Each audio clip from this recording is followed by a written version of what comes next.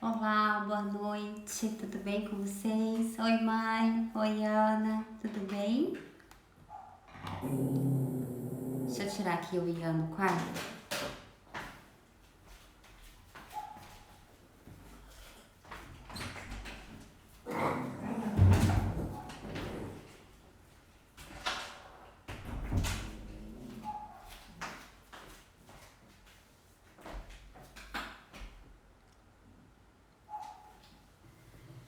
Tive que tirar aqui os cachorros de perto de mim, alguns deles, né? Porque já tava começando a rosnar aqui, então logo ia entrar numa competição de latidos aqui. Bem, gente, eu vou desativar então os comentários, porque eu vou começar a colocar os slides, compartilhar os slides com vocês, tá? Hoje nós vamos conversar sobre a saúde tireoidiana e se vocês tiverem alguma dúvida, como eu não vou conseguir ter acesso ao questionário, às perguntas durante a live, aí quando eu finalizar a parte dos slides, deixa eu ver aqui o volume, como é que tá. E também deixa eu pôr a luz, né, para melhorar aqui o nosso...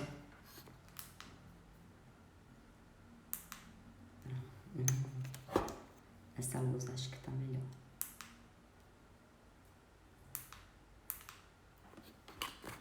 Ok.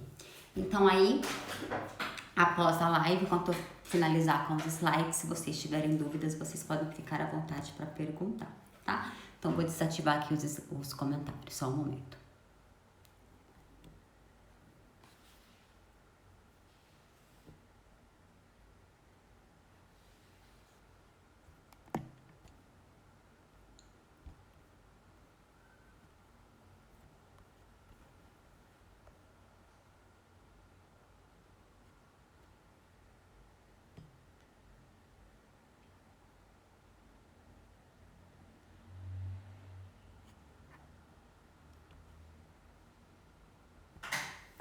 Bem, então eu sou a Júlia Almeida, sou dentista e biomédica esteta.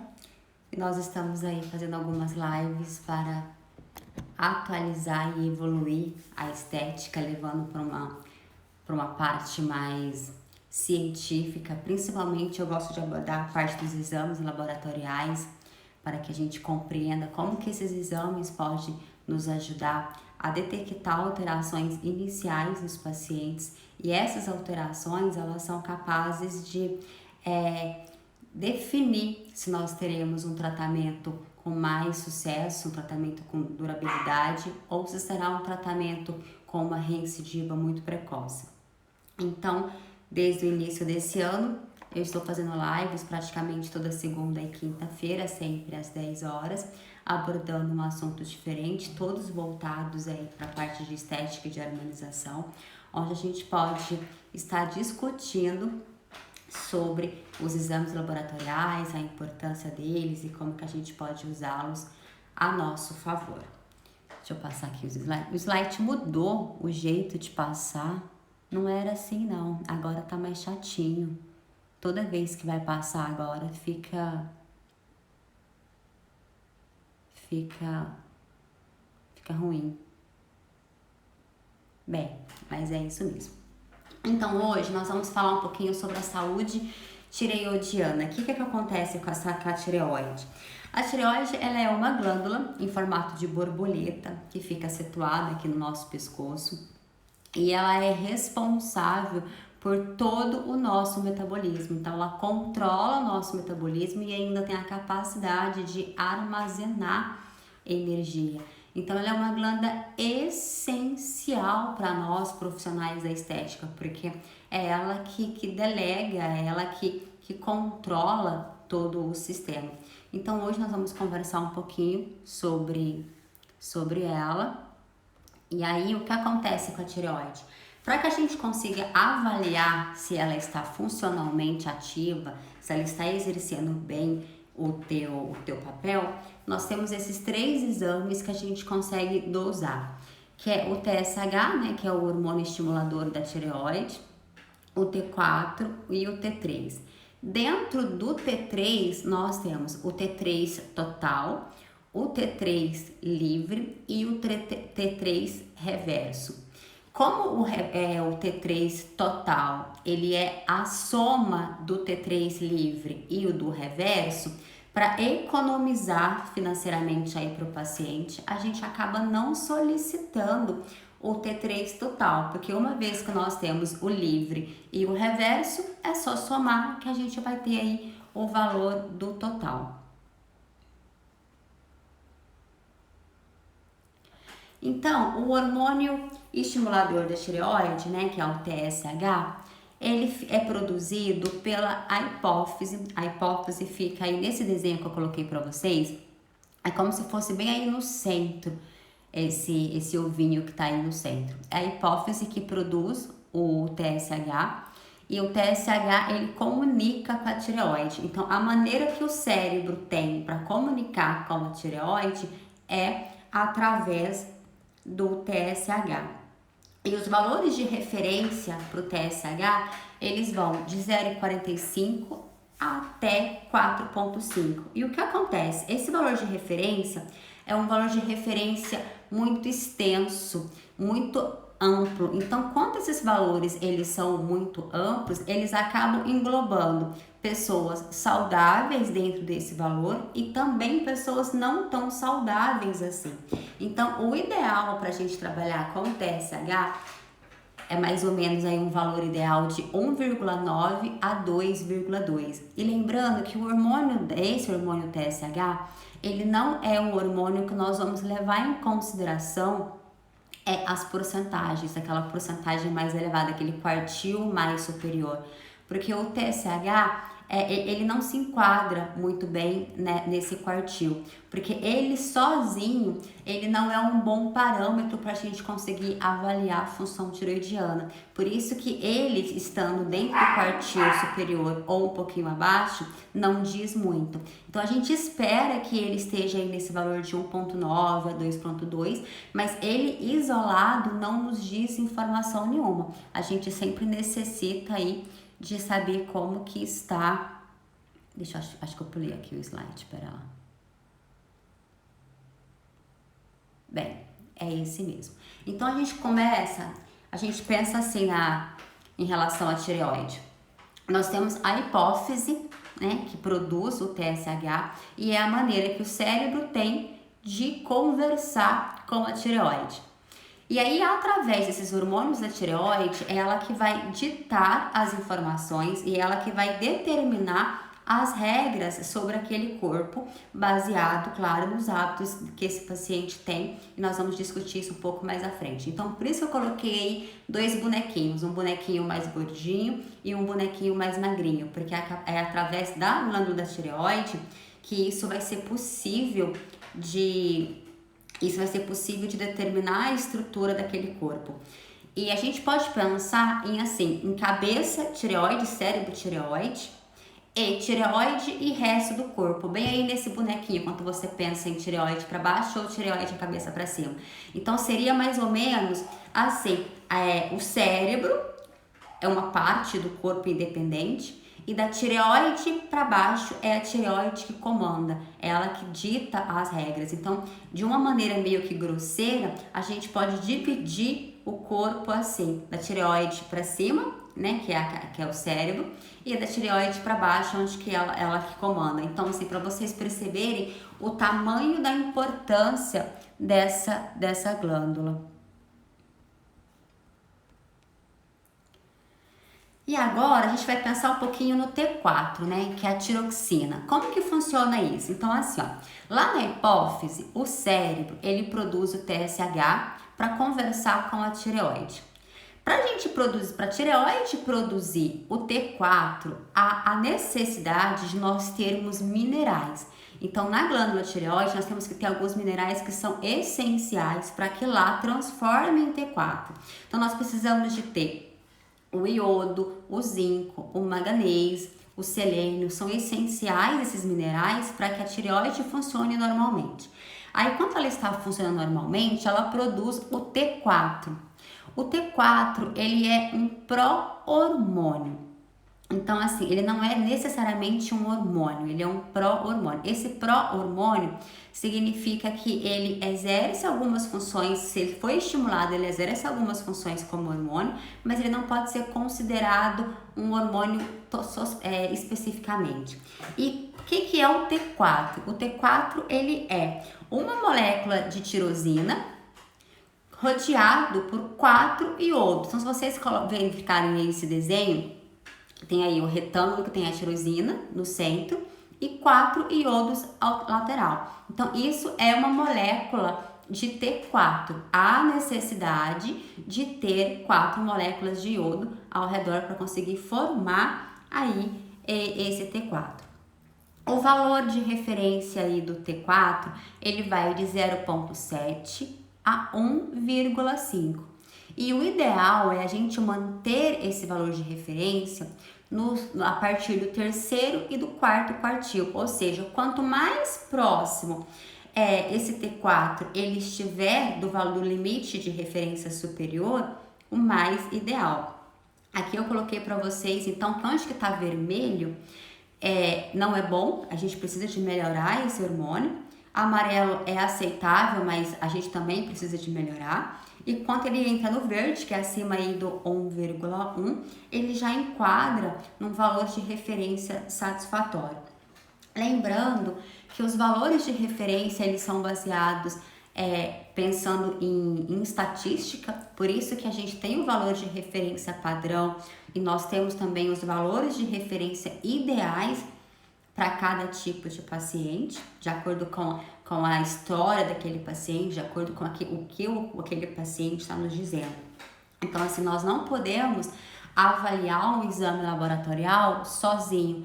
Há sempre a necessidade de nós fazermos uma junção entre a história do paciente, o que aquele paciente está nos contando, como que são os hábitos de vida dele associado ao exame.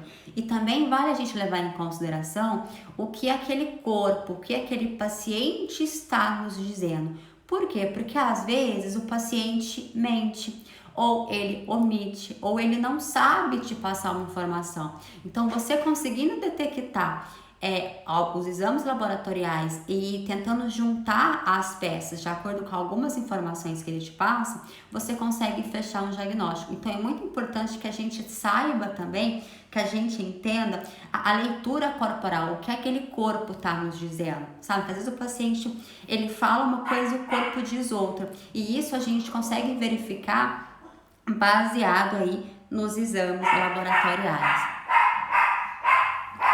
Outro exame que a gente tem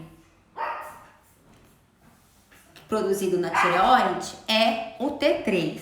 Então, assim, vamos recapitular. Lá na hipófise, lá no cérebro tem a hipófise produz o TSH, que é a comunicação entre o cérebro e a glândula tireoide. Quando esse TSH ele chega na tireoide, e que tem na tireoide os minerais, a tireoide vai produzir o T4. O T4, ele vai estimular a produção do T3. Então, o T4, voltando aqui no slide anterior, só para vocês compreenderem algo que eu esqueci de comentar, aqui no T4, eu comentei que ele é um pró-hormônio, né? E aí, assim, a única parte do corpo que ela utiliza e ela necessita do T4 como hormônio é o cérebro. Então, um pouco desse T4, ele volta para o cérebro e ele chega lá em forma de hormônio e não de pró-hormônio. E lá no cérebro, ele consegue pegar esse T4 em forma de hormônio e o próprio cérebro converte esse T4 em um pouco de T3. Então, o cérebro, ele é o único órgão que ele consegue pegar o hormônio T4 em fórmula de hormônio e falar assim, não, me dá ele aqui, que eu mesmo me viro com ele aqui no cérebro e eu transformo ele em T3 para que as minhas funções se exerçam. Então, o cérebro, ele é praticamente independente da glândula tireoide.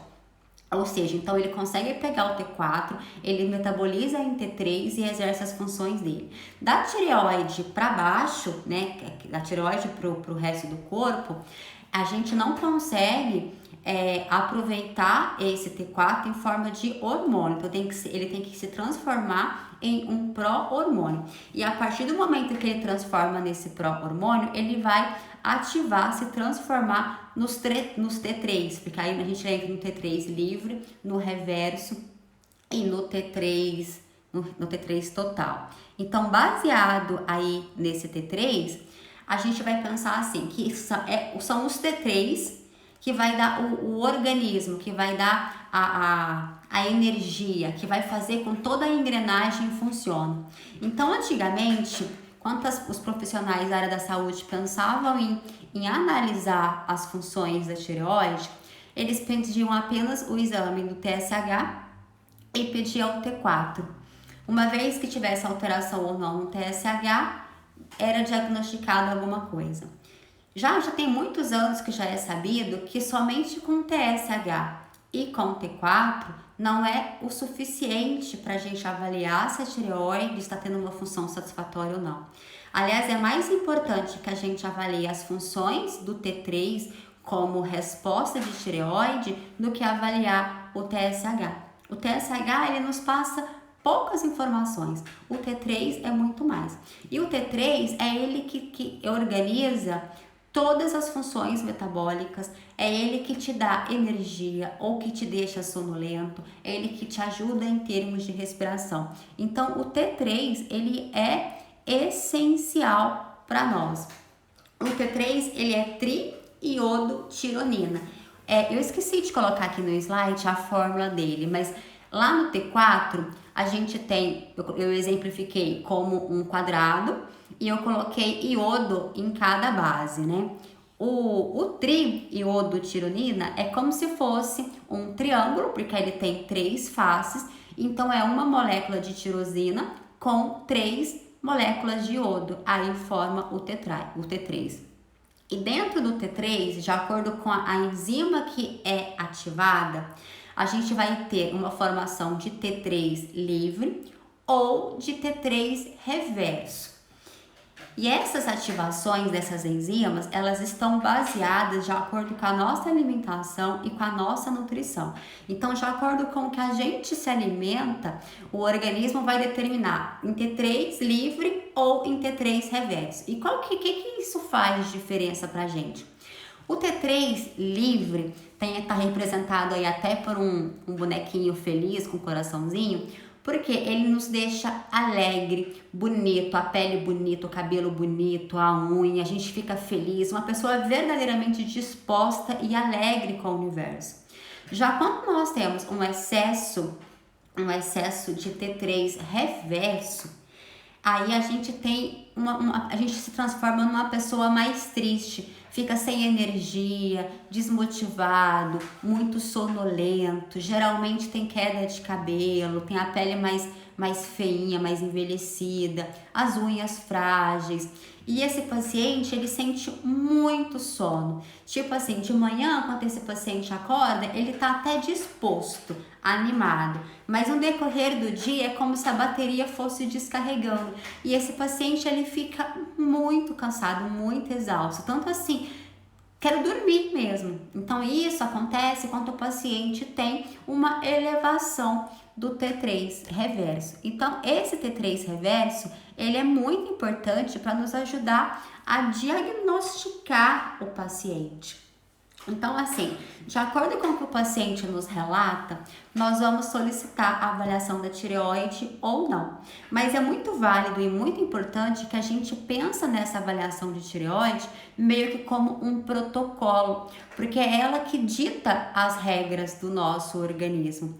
Então, ela é praticamente assim, o carro-chefe. É necessário que a gente entenda como que ela está funcionando para que a gente se organize e se prepare para uma melhor execução. Dentro do T3 reverso, que é esse hormônio que nos deixa mais triste, inclusive ele é conhecido como o hormônio da hibernação. Então, hibernação é aquele estado de sonolência que a gente chega, que a gente só quer dormir. E como a gente está com uma reserva de energia muito baixa, porque o T3 reverso nos dá essa preguiça toda, a gente geralmente tende a ficar com o corpo mais reto, ele vai perdendo as estruturas, as formas corporais, vai se transformando num corpo meio que sem padrão. O paciente pode reter mais líquido, ficar mais inchado, ou até acumular gorduras em regiões específicas como abdômenes e pernas, isso tudo por causa do T3. O valor de referência do T3 reverso, ele é de 8 a 25. Lembrando que esses valores de referência, eu não queria que vocês decorassem os valores de referência, porque de acordo com cada laboratório e cada kit que aquele laboratório utiliza, ele possui um valor de referência. Claro que as oscilações são pequenas, mas há uma variante. Então, o valor de referência ele pode mudar de um exame para o outro, se mudar o laboratório e se mudar o kit, o método que aquele exame foi feito. Mas nesse caso, para vocês entenderem como que eu quero que vocês percebam aí o T3 reverso, ele entra também nos percentis.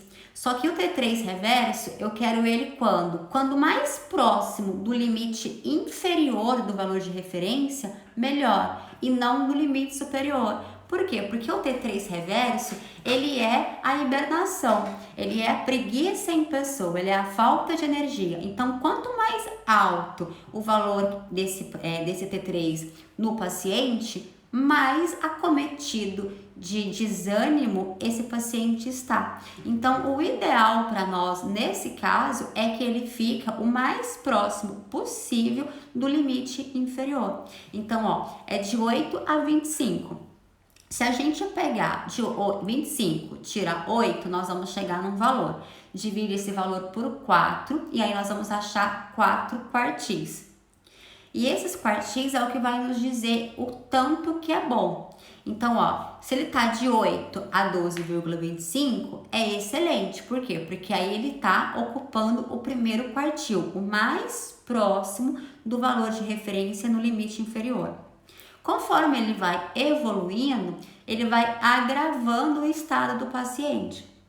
Então, é importante que a gente fique atenta a esses quartis. Os quartis, eles são usados sempre para a gente ter um norte, para a gente conseguir imaginar se aquele valor de referência está ideal para o paciente ou não.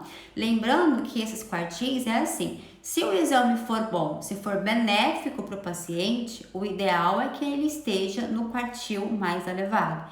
Se aquele exame for ruim, que o ideal seja que o paciente tenha o mínimo possível, o valor bom, o quartil ideal é que seja o primeiro quartil ou o mais próximo do limite inferior. Então, esse negócio assim, os exames precisam de estar sempre no terceiro ou quarto quartil. Se for exames benéficos, se for resultados benéficos para o organismo. Se for coisas ruins, o ideal é que esteja quanto menos, melhor, tá?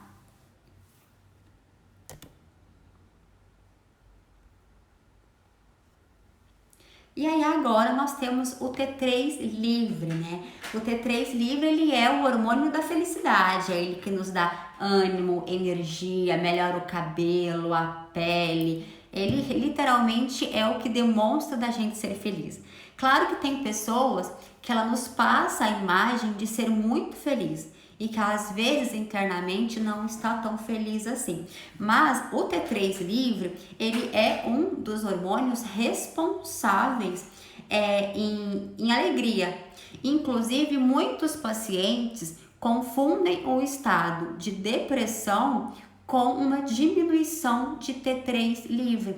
E isso precisa de ser muito investigado e investigado a fundo, porque senão o paciente pode, inclusive, começar a tomar ansiolítico para tentar converter uma depressão, que na verdade não é uma depressão, é uma deficiência de T3 livre, porque os sintomas são muito semelhantes. A pessoa se sente triste, cansada, desanimada, sem concentração, e são semelhantes, são queixas que a pessoa que tem depressão relata também. Então é importante investigar, antes de dar um diagnóstico de depressão ou não, a gente investigar a tireoide. Claro que não cabe a nós fecharmos um diagnóstico, né? Nós não somos profissionais habilitados a fechar diagnóstico, mas nós somos profissionais da área da saúde e cabe a nós orientar esse paciente de acordo com a situação que ele se encontra. Então, às vezes a gente pega um paciente na clínica e o paciente relata um monte de situação e ele até comenta, eu acho que eu estou depressivo. E se você for investigar mais a fundo, às vezes não é depressão, é só uma deficiência de T3 livre. O T3 livre, ele é um hormônio tão importante para nós que ele é o primeiro hormônio a ser formado no feto, porque é ele que já vai começando a metabolizar todo ali o organismo e já preparar o organismo ali para a felicidade, digamos que assim. Inclusive a literatura fala que o que diferencia um girino do sapo, aquela metamorfose que o girino sofre para poder evoluir para o sapo, é a concentração de T3 livre. Então, o girino, ele não tem muito T3 livre. O sapo já tem muita T3 livre. Então, ele conseguiu fazer aí essa metamorfose. Legal, né? Diferente isso. Então, já o T3 livre, se você for olhar, ele tá diferente do T3 reverso. Então, por exemplo, se vocês lembram do slide anterior, deixa eu até mostrar aqui para vocês, para ficar mais claro. Ó, aqui no T3 reverso, nós começamos com os quartis assim, verde, que é o ideal, o bom, que é o amarelo, e o vermelho, que é péssimo, né? Então, a gente começou no verde, amarelo e vermelho dos quartis. Agora, se a gente for olhar o T3 livre, o ideal é que a gente comece pelo vermelho, amarelo e vai pro verde, porque quanto mais próximo do valor de referência, do limite inferior que esse T3 livre está, é pior para o paciente. Então, a nossa intenção é elevar esse T3 do paciente para que ele fique pelo menos acima de 0,30. E isso é muito fácil da gente fazer desde que o paciente nos colabore com a alimentação. Então, pensando que a gente tem que evoluir esse paciente para melhorar o T3 livre dele e diminuir o T4 reverso, o que nós, como profissionais esteta, podemos fazer para ajudar esse paciente, né? Uma vez que a gente tem diagnosticado que esse paciente tá aí com uma alteração, a gente consegue ajudar. Então, assim, esse esquema tá bem colorido, bem diferente, mas eu vou explicar bem devagarzinho para que vocês compreendam. Então, aqui o T3 livre é o mesmo esquema que eu mostrei no slide anterior. É só para vocês entenderem qual que é o quartil ideal e o quartil que não é bom. Do lado aí direito, para mim é do lado direito da tela, para vocês, eu não sei como que vocês que visualizam, mas a parte do T3 reverso também é a cópia daquele slide que eu mostrei dos quartis, para vocês entenderem onde que fica o valor ideal do reverso e onde que fica o valor de referência dele, certo? Aí nós temos a deiodinase, que ela é conhecida como D3, a D1 ou a D2. Esse D1, D2 e D3 são enzimas que elas ativam algum caminho. Então, por exemplo, se eu tenho uma ativação maior de D3, o meu T4 ele vai transformar mais em T3 reverso do que em T3 livre. Se eu tenho uma ativação das minhas enzimas a D1 e a D2, o meu T4, quando ele faz se converter em T3, ele se converte em T3 livre, e isso é o ideal pra gente. Então aqui eu coloquei um exemplo de um paciente verídico para vocês entenderem comigo. Acompanha aí, ó. Lá no T3 livre, eu coloquei um balãozinho e coloquei 0,31, ou seja, o valor de referência do exame laboratorial dessa paciente estava 0,31. Então o valor ele tá verde, porque ele está dentro do terceiro quartil, então ele é um valor de referência bom. A gente quer manter ele ali para mais, mas ele está excelente aí, essa paciente com 0,31. Já o reverso dessa paciente, ela tá com 19. Então, se você for olhar, 19, ele tá num balãozinho aí, depois que eu escrevi T3 reverso, tem um balãozinho do 19. Esse 19 tá em vermelho, para quê? Para me alertar que esse T3 reverso, ele tá elevado.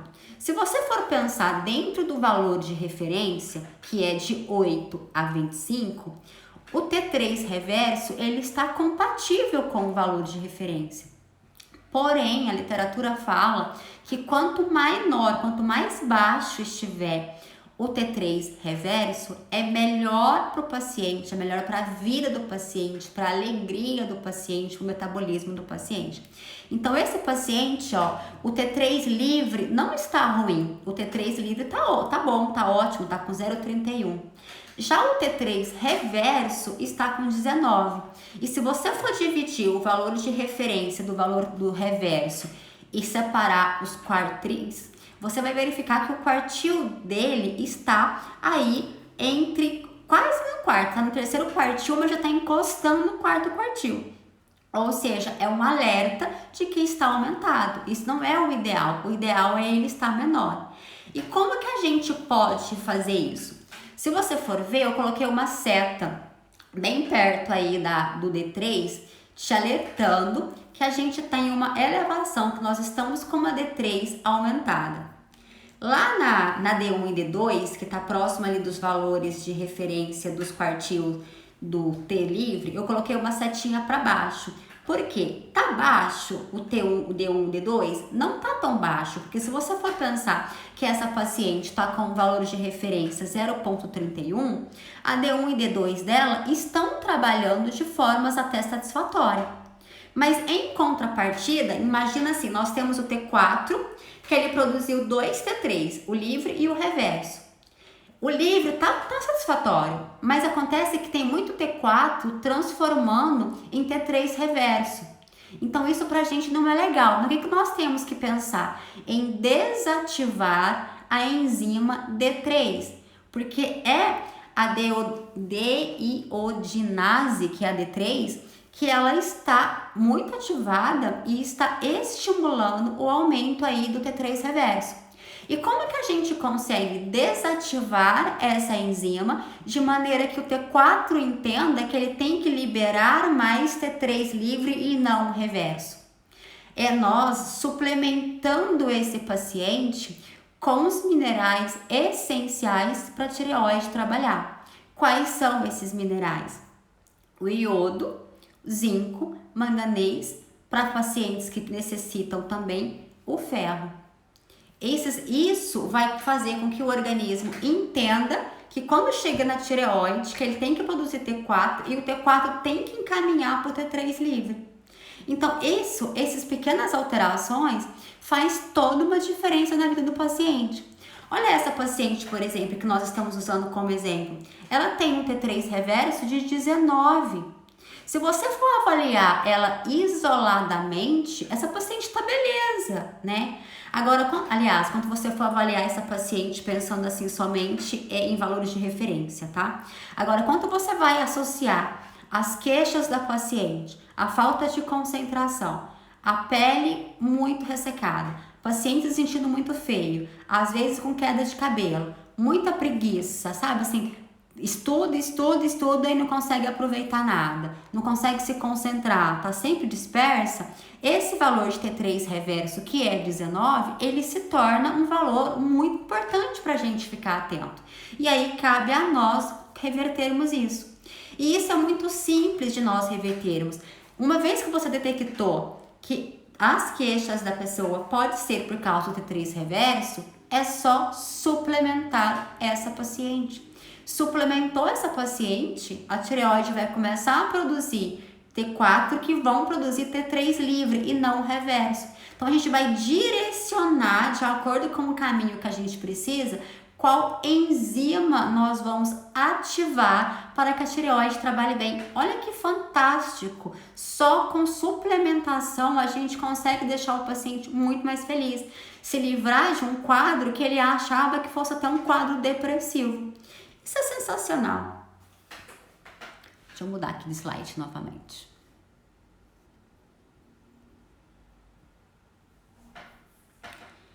Aí agora nós vamos pensar no hipotiroidismo. Então nós podemos ter tanto o hipotiroidismo quanto o hipertiroidismo. O hipo é quando a gente tem uma produção menor dos hormônios da tireoide e o hiper é quando nós temos uma produção elevada dos hormônios da tireoide. E tanto o hipo quanto o hiper não são valores de referência normal, não são os valores ideais. Então, tanto a falta como o excesso pode nos prejudicar.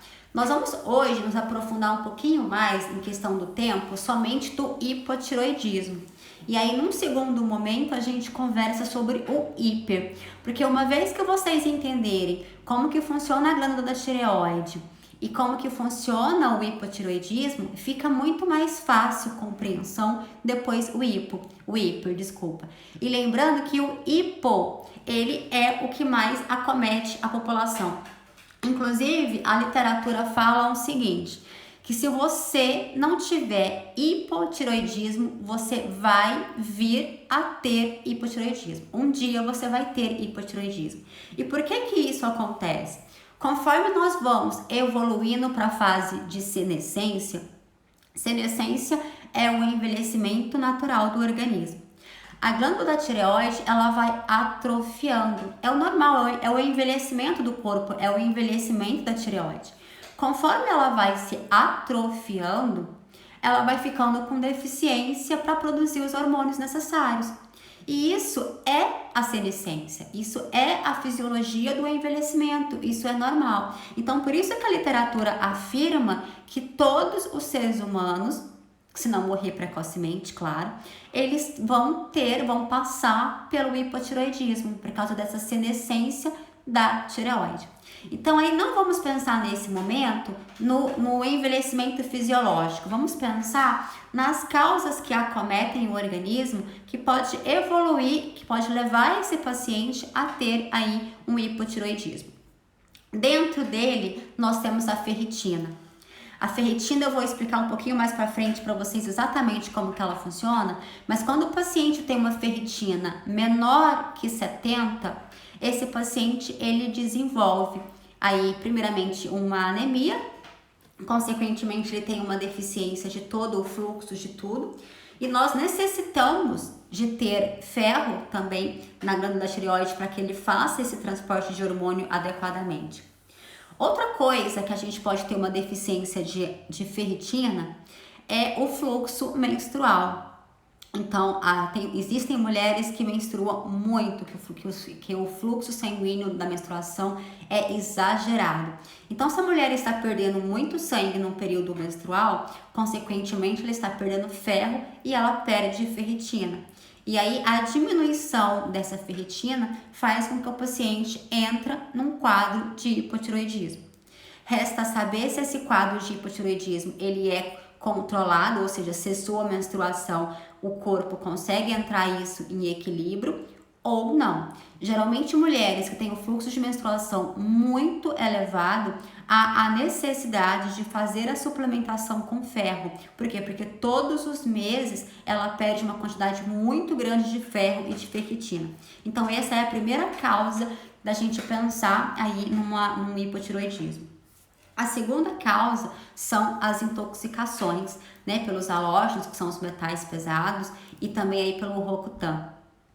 O Rocutan, a literatura fala que se o paciente fez uso do Rocutan por um período de tempo, quando passar 10 anos ou um pouco mais, esse paciente vai evoluir para o hipotiroidismo. Porque o Rocutan ele é uma droga tão forte que ele tem a capacidade de secar as espinhas, né? A função dele é secar as glândulas sebáceas para não produzir espinha. E ele acaba secando e atrofiando muitas funções do organismo. Dentro deles, ele acaba atrofiando também um pouco a tireoide. Só que a gente não vai sentir essa diferença de imediato. Essa diferença é tardia. Por isso que a literatura fala, o paciente que fez uso de Roacutan a partir dos 10 anos, após 10 anos, ele tem uma tendência a desenvolver hipotiroidismo, porque ele é muito agressivo. E aí a outra causa também que pode nos levar ao hipotiroidismo é um câncer de tireoide, ou quando o paciente tem que remover a tireoide, né? Que é a tireoidectomia, que é quando você faz a remoção da tireoide aí, ou por causa do tumor, por causa que, às vezes, quando o paciente está com ausência de alguns minerais para poder exercer as suas funções, a glândula da tireoide, ela hiperplasia, ela fica grandona e ela fica assim, ela aumenta de volume com a intenção de, se ela aumentar a extensão dela, ela vai conseguir captar mais minerais, principalmente o iodo, que é o que a gente necessita para poder exercer as funções dela, então ela aumenta de volume e o paciente fica com o pescoço desconfortável, fica feio, porque a glândula que deveria estar ocupando um espacinho discreto, olha, em mim, por exemplo, nem dá pra ver que tem a tireoide. Em pacientes que tem esse caso de hipo, em algumas das vezes, ela hiperplasia e ela fica muito feia, com essa intenção de tentar ajudar. Então, quando o paciente ele evolui para esse aumento da glândula da tireoide, ele não vai conseguir reverter, então aí precisa de fazer a remoção. Agora a gente vai tentar entender um pouco melhor, né? Quero que vocês tentam compreender o porquê que a ferritina, ela atrapalha muito aí na questão do hipotiroidismo, né? Olha, então dentro aí, no primeiro desenho, eu coloquei lá um vaso sanguíneo. Esse vaso sanguíneo tem aí algumas hemácias. E eu coloquei assim, ó, HB, que é hemoglobina, mais ferro, carrega o oxigênio. Então, a hemoglobina, a hemácia, ela tem dentro da hemácia uma proteína, que é a proteína da hemácia, que é a hemoglobina. E a hemoglobina, junto com o ferro, é responsável em carregar o oxigênio por todo o organismo. Então, esse sangue, ele sai do coração e ele vai para todo o organismo lá para liberar esse oxigênio. E depois, quando ele vai onde que ele quer e ele deixa esse oxigênio, aí ele volta, ele faz o retorno venoso. Nesse retorno venoso, o ferro já não está mais junto com o oxigênio, quer dizer assim, a molécula de hemoglobina e ferro que levou o oxigênio, ela já está vazia. Por quê? Porque ela já entregou o oxigênio no destino. Então, quando essa molécula ela entrega esse oxigênio, então esse ferro, ele para de ser um ferro puro e ele se transforma numa ferritina. E o que isso está querendo nos dizer? É um sinal para que a gente entenda de que aquele ferro já exerceu a função dele junto com a hemoglobina de entregar o oxigênio. Então, uma forma da gente avaliar a função ativa do ferro na corrente sanguínea é a gente dosar a ferritina, porque a concentração de ferritina vai nos dar como parâmetro a concentração de ferro ativa naquele organismo. E olha que grande parte dos minerais, os minerais não gostam muito de ficar ali na corrente sanguínea. Geralmente eles se desprendem e vão para outros sítios, para outra região do corpo. Por isso que não é bom a gente dosar minerais somente no sangue. O ideal é que a gente dose na saliva, dose também na urina, porque esses minerais geralmente têm um tropismo maior por outras regiões sem seu sangue. Mas a ferritina é um parâmetro legal de a gente avaliar a concentração de ferro funcional. Porque assim, a gente pode ter ferro, mas aquele ferro não pode estar tão funcional. Então, a ferritina é um excelente exame. E aí, o que acontece? Quando a gente tem, por exemplo, uma alimentação inadequada, principalmente uma alimentação rica de leite, que é caseína, e a gente tem uma alimentação rica de glúten, ou excesso de álcool, drogas, tanto drogas ilícitas como drogas lícitas, essas drogas vai fazer com que o intestino inflame ou tenha a síndrome do intestino impermeável. Quando a gente evolui para essa síndrome do intestino impermeável, ele não consegue fazer a absorção. Então a gente vai ter uma concentração talvez satisfatória de ferro na circulação, mas o organismo, o intestino, ele está tão inflamado que ele não consegue fazer a absorção desse ferro. E aí, um dos primeiros órgãos que esse intestino libera toxinas e libera bactérias na corrente sanguínea, que esse órgão acomete, é o útero da mulher. Lógico, né? O útero da mulher, o homem não tem. Então, o que acontece? É o primeiro órgão que acomete.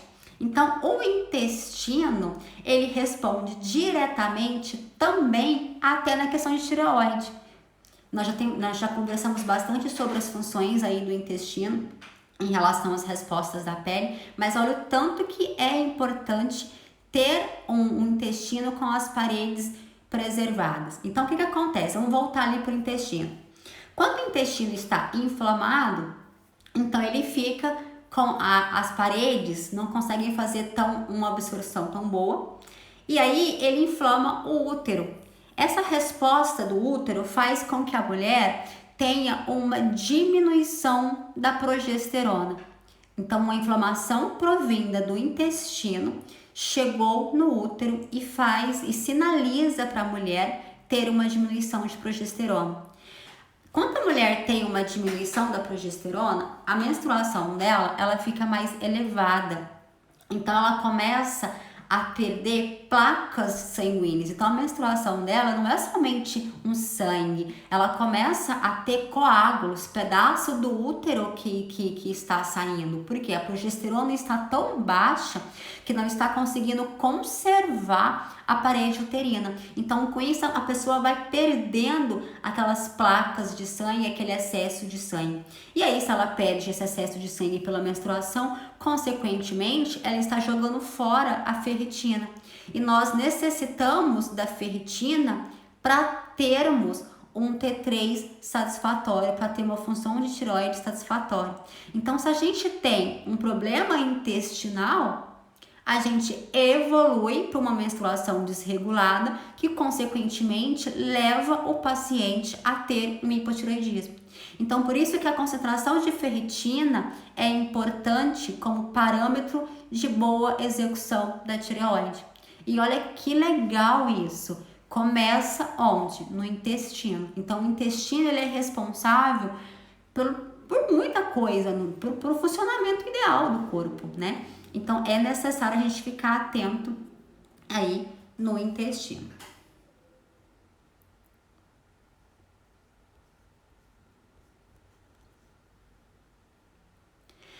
Outro motivo que faz a gente ter também aí problema na tireoide evoluindo aí para o hipotireoidismo é a questão da intoxicação. Então, só para lembrar, nós temos hipotireoidismo por deficiência, no caso da ferritina, e aí a ferritina a gente vai ter deficiência quando o paciente tem anemia por deficiência de ferro, então por falta de ingestão de ferro que evolui para uma anemia, ou quando a gente tem um fluxo de menstruação muito desacerbado, que pode ser consequência de uma inflamação intestinal, é consequência de uma diminuição da progesterona na mulher, e aí faz com que inflame.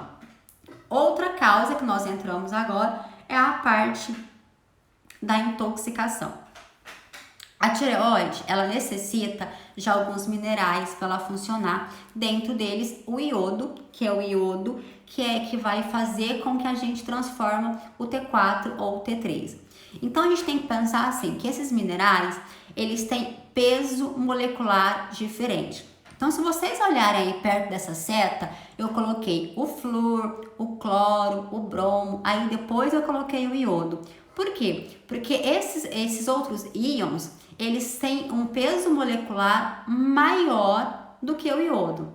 Então, se nós estamos com excesso desses íons, nós estamos contaminados desses metais pesados, eles entram primeiro na tireoide do que o iodo.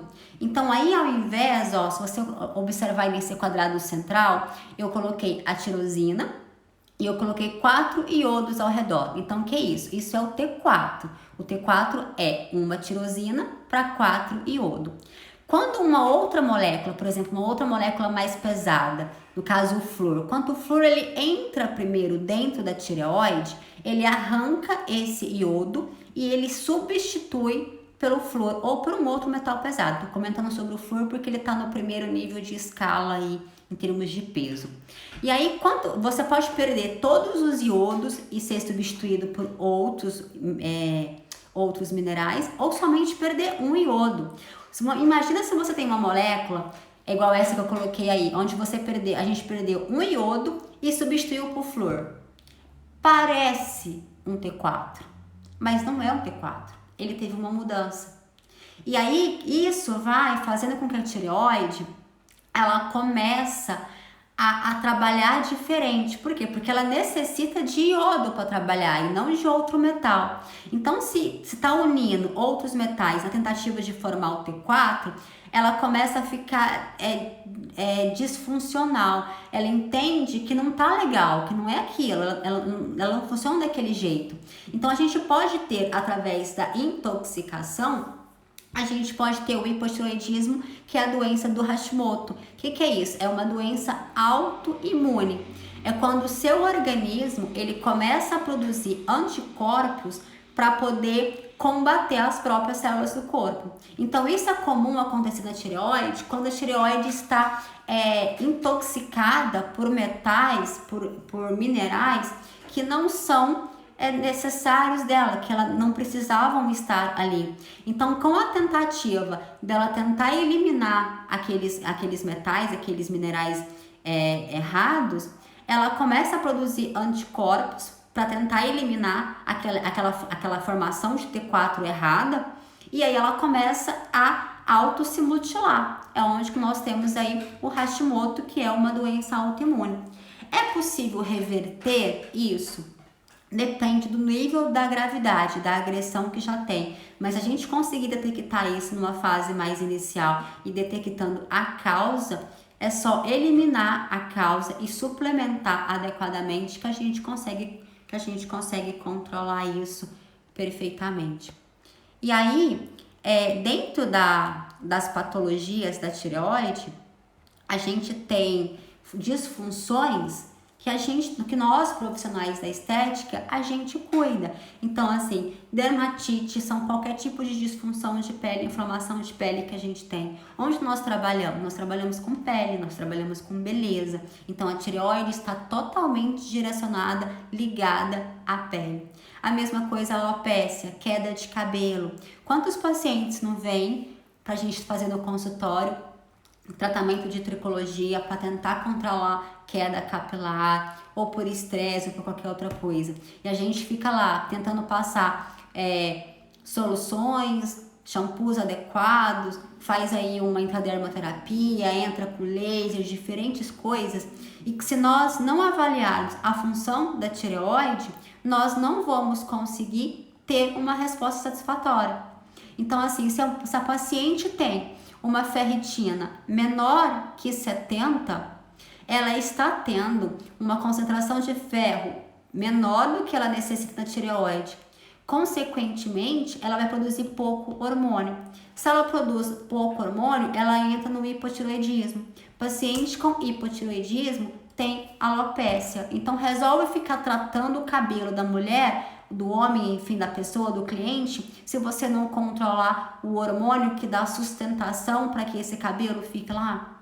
Então, quando eu falo para vocês que a gente precisa de começar a entender a fisiologia do organismo, entender como o corpo funciona e entender de exames laboratoriais, e eu afirmo, entendendo de exames laboratoriais, nós teremos melhor compreensão do que nós precisamos fazer para a gente fornecer para aquele paciente um tratamento adequado.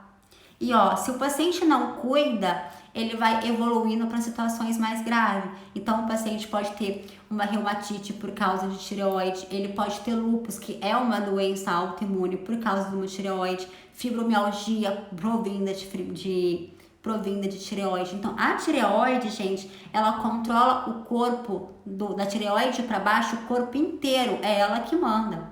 Ela é pequenininha e ela tem o formato de de uma borboleta, mas é ela que dita as regras. Então, entender as funções da tireoide são essenciais para a gente que trabalha com harmonização. E aí, digamos que esse paciente, ele está evoluindo. Então, aqui, vamos pensar aqui nesses slides. Aqui eu vou dar uma viajada para que vocês compreendam melhor. Esse desenho que eu coloquei aqui tá em azul, roxo, tal, isso é uma célula. Então, vamos pensar que é qualquer célula do organismo. Então, a célula do organismo nós temos na região central o núcleo. Ali no citoplasma nós temos as organelas, as mitocôndrias, que são responsáveis em produzir energia. E mais externamente nós temos a membrana celular. Então, para que essas células do organismo, para que elas funcionem normalmente, nós precisamos que o sistema esteja favorável. Quando o paciente tem uma alimentação errada, ele acaba intoxicando esse organismo. E muitas das vezes ele altera o pH do organismo. Lembrando que o nosso organismo ele tem um sistema de pH muito equilibrado. Nosso pH ele é levemente alcalino, então o pH sanguíneo ele é aí entre 7,35 e 7,45. E o organismo faz um esforço danado para que ele se mantenha aí entre 7,40. Quando nós estamos, então, meio que intoxicados por excessos de alimentos errados, alimentos que causam inflamação, aí ele altera o pH da célula. Então, geralmente, quando está mais intoxicado, ele leva essa célula para um pH mais ácido. Com a tentativa de tentar reverter esse sistema, esse pH, o nosso organismo tem várias funções que ajudam a gente a reverter isso, desde o rim, o sistema tampão, para que a gente consiga equilibrar aí esse pH sanguíneo. Só que às vezes o pH tá tão ácido que o organismo não está conseguindo reverter aquilo sozinho, e com a tentativa de neutralizar e de ajudar esse organismo, ele transforma aquele ácido num sal, um cristal de sal. E a partir desses cristais de sal é que a bagunça começa a acontecer. Então, esses cristais de sal, eles vão se unindo e ele forma um cisto. E esse cisto, geralmente, ele é líquido. Se não cuidado, se não reverter isso, esse cisto, ele evolui para um nódulo. Aí é algo mais duro, mais firme. Consequentemente, se não cuidou do cisto, do nódulo, se não evoluiu, ele vai para uma fibrose. Quando chega na fibrose, já está um pouco mais agressivo. As células, elas já estão mais ressecadas, elas já não têm mais funções. Fibrose é praticamente uma célula morta. E se nós não cuidarmos da fibrose, isso evolui para um câncer. Então, tudo é possível a gente controlar e reverter desde que a gente vai pegando as etapas anteriores. Por exemplo, se a gente já começar a perceber que o paciente está dando um sinal de alerta ali na tireoide, de acordo com os valores ideais e não os valores de referência, nós já conseguimos a entender e a sinalizar que alguma coisa não está legal. Então, cabe a gente a tentar recuperar. Então, nesse caso aí, nessa evolução de cisto, nódulo, fibrose, câncer, se a gente detectar que esse paciente está com essas alterações e repor os minerais deficientes desse paciente para que a tireoide funcione melhor e, consequentemente, todo o organismo funcione melhor, a gente consegue reverter esse quadro. Então, nós, como profissionais estetas, nós somos profissionais da área da saúde. Nós temos capacidade de diagnosticar e de acolher e de pegar esse paciente lá no início. E nós conseguimos reverter e melhorar a qualidade de vida desse paciente. Claro que só melhorar aí a deficiência de mineral desse paciente não é somente isso. Há necessidade que esse paciente também melhore os hábitos alimentares e melhore os hábitos de vida. E aí a questão é, como que a gente pode controlar, o que a gente pode fazer para que esse paciente, ele tenha como que a gente consegue reverter essa situação disso? Primeira coisa é mudando o estilo de vida dele. Quando eu falo em estilo de vida, eu fico muito atenta em relação à alimentação. É necessário ter uma alimentação saudável. Se o paciente continuar se alimentando de leite, que é riquíssimo em caseína, em glúten, isso vai inflamar o intestino. Inflamando o intestino, ele vai ter uma absorção menor de nutrientes. Absorvendo menos nutrientes, tem menos minerais. Tendo menos minerais, a tireoide não funciona. A tireoide não funcionando, o resto do organismo inteiro não funciona. Então, a primeira coisa, o paciente precisa estar disposto a querer ajudar. Como? Diminuindo aí os alimentos que causam intoxicação, que causam inflamação para o organismo dele. Uma vez que o paciente está disposto a colaborar, aí é só a gente repor esses minerais e a gente consegue ajudar a reverter isso. Lá na ferritina, a ferritina é um exame tão importante, ela é tão necessária para o nosso organismo, que a gente tem assim, por exemplo, digamos que a ferritina, eu comentei com vocês que ela está aí menor que 70, não é bom, né? Se nós tivermos, por exemplo, uma ferritina menor que 50, o ideal é que o paciente faça essa reposição de ferro endovenoso. Então aí está tão grave, está tão carente, que a gente precisa realmente de entrar com uma conduta mais agressiva. Se essa ferritina estiver aí entre 70 e 150, ela está baixa, mas está um pouquinho melhor do que menor que 50, aí nós conseguimos fazer a suplementação de ferro desse paciente por via oral. E o ideal é que a gente trabalhe com essas concentrações de nutrientes no limite inferior, no menor. Então, assim, o ferro a gente pode pensar em uma concentração de 30 ou de 50 miligramas via oral por dia para esse paciente. E o que vai fazer com que eu escolha, por exemplo, uma concentração de 30 miligramas ou uma concentração de 50 miligramas? A quantidade de ferritina que tem. Por exemplo, se de 70 a 150 eu posso e eu vou optar por via oral, então aqui, quanto mais perto do 70, ou seja, quanto mais perto do limite inferior do valor de referência, aí eu vou dar uma concentração maior. Então, assim, tá mais perto do 70, eu vou entrar com um ferro de 50 miligramas via oral dia. Se esse paciente está com uma ferritina abaixo de 150, mas ele está próximo do limite de 150, eu posso entrar com um ferro de 30 miligramas dia. E uma outra coisa muito importante é que o ferro, para que ele seja absorvido no nosso organismo, há a necessidade de nós termos a acidez. A acidez faz com que o organismo absorva melhor. Então, sempre que nós formos suplementar esse paciente com qualquer mineral, há a necessidade de ser um mineral quelato. Esse quelato significa que aquele mineral ele vai estar acompanhado de um aminoácido, ele consegue caminhar e transportar pelo corpo tranquilamente. E o ferro em especial, a gente precisa de suplementar também com a vitamina C, para que a gente consiga ter uma absorção desse ferro. Porque se nós não entrarmos com a vitamina C, o paciente vai eliminar esse ferro no cocô. E aí o paciente às vezes fala assim, olha, eu posso tomar o comprimido de ferro junto com um suco de laranja ou um suco de limão? Pode sim. Mas nós não vamos deixar essa responsabilidade só para ele, porque às vezes ele tá com pressa, vive um dia muito corrido, não quer fazer suco de limão naquele momento e quer tomar o comprimido. Aí ele vai tomar o ferro e o ferro não vai ser absorvido, vai sair nas fezes. Então, sempre que a gente for prescrever o ferro, a gente precisa de prescrever a vitamina C também para ajudar na absorção do ferro, tá?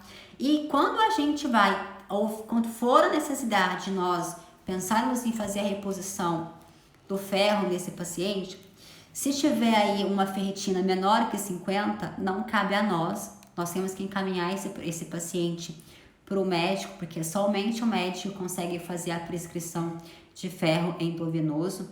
Então aí precisa de ser encaminhado, mas pelo menos nós temos a orientação de saber que aquilo não cabe a nós e que aquilo tá grave, que há necessidade de uma conduta para reparação. E se esse ferro tiver aí entre 70 e 150, nós podemos reparar via oral, mas há necessidade nas duas situações de nós fazermos essa suplementação por mais de 6 meses. Por que por mais de 6 meses? Principalmente na mulher. A mulher tem aí o ciclo menstrual, então ela perde sangue todos os meses. E aí nós precisamos de encher o organismo de ferro e encher o armazenamento de ferro também. Então não é somente o ferro, a gente tem que, os reservatórios precisam estar cheios. Por isso que o ferro, a gente faz uma suplementação aí por um período de tempo maior.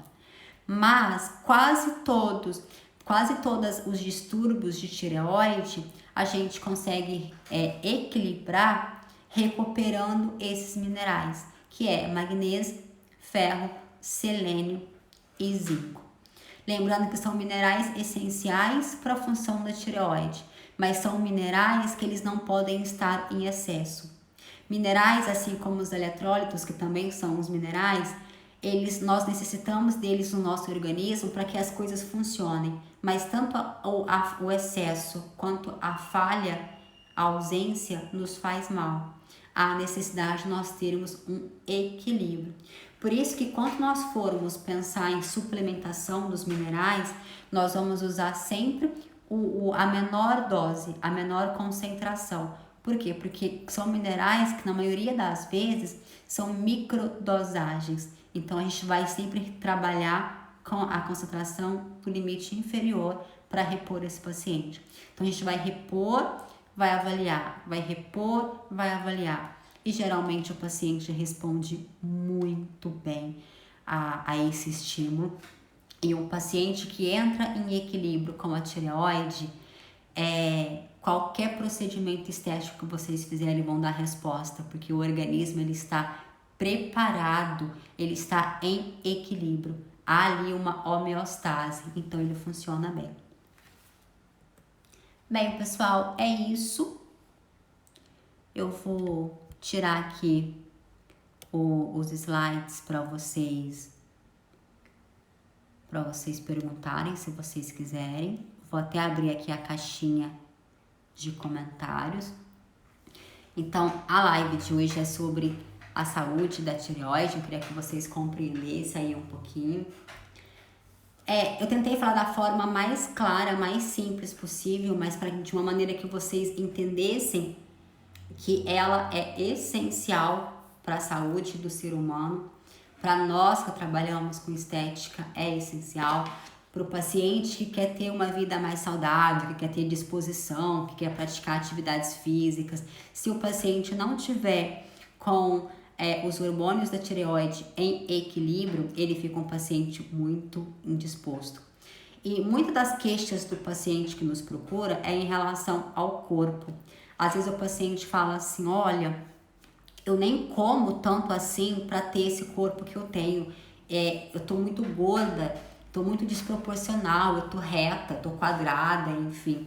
E aí o que acontece? Às vezes realmente o paciente não tá comendo tudo aquilo para ter uma medida fora do padrão ideal para aquele corpo, né? Porque não existe uma medida padrão para todo mundo. São medidas ideais e adaptadas para cada tipo de corpo. Por isso que a gente olha tamanho, olha peso, olha sexo, olha tudo para a gente conseguir tratar aquele paciente de uma forma mais individual. E aí esse paciente, às vezes, ele não se identifica com aquele corpo. Por quê? Porque a tireoide não está funcionando tão bem e ela consegue fazer todas essas alterações. O T4, gente, não sei se ficou claro para vocês o T4. O T4, nós necessitamos do T4, mas o T4 ele é muito importante para o cérebro, para a saúde do cérebro, para a função do cérebro. E o T4 produz o T3, né? Mas para o organismo, para o corpo funcionar, a gente necessita de T3. E principalmente o T3 livre, não o T3 reverso. Não resolve nós termos excesso de T3 total, sendo que essa maior quantidade é no reverso. O T3 reverso é o T3 ruim, é o caminho ruim. Nós precisamos encaminhar e endireitar o nosso paciente para o caminho do bem. No caso, é aumentando o T3 livre. Enfim, é isso. Muito obrigada a vocês que ficaram aqui comigo assistindo essa live, que ficaram até o fim. Eu espero ter contribuído com vocês de alguma forma. Se vocês tiverem qualquer dúvida, pode me mandar pergunta no direct, aí no inbox do Instagram, que eu teria o maior prazer em responder. Vocês também podem mandar sugestões de temas de live, porque a intenção dessas lives é agregar valor aos profissionais estetas. Então, vocês me mandarem sugestões de temas que vocês querem saber, que vocês querem conhecer um pouco mais, vai fazendo com que eu consiga deixar a live mais agradável, trazendo temas mais interessantes. Então eu sou super aberta em relação a essas sugestões, fiquem à vontade, isso é um favor que vocês me façam, tá bom? Beijo no coração de vocês, fiquem com Deus e até a próxima live.